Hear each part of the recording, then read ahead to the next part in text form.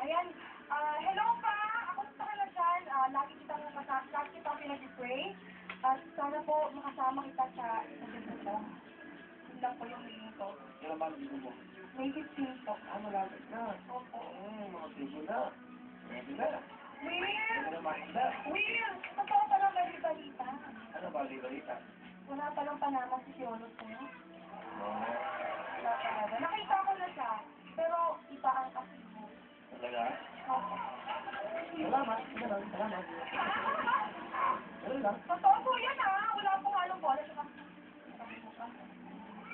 Pag may edad ka lang, puro pa ako na lang nalaman mo. Okay? Hindi na, pakilala mo lang sa kasama mo. Pwede na ako binobola.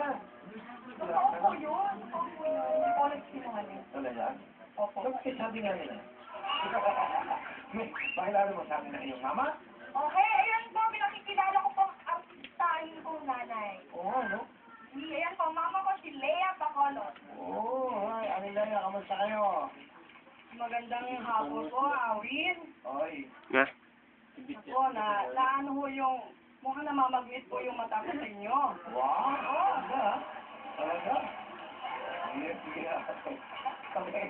Ang ganda lang na lang, namamagnet. Okay po ba? Sige po.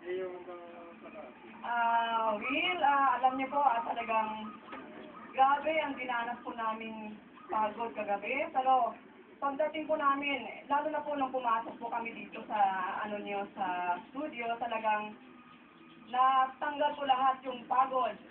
Tapos yung antok, talagang bumuka po yung mata ko ngayon dahil nakita ko po kayo. At itong ang dami kong tao. Kaya, pasalamat po ako na nakarating po kami dito.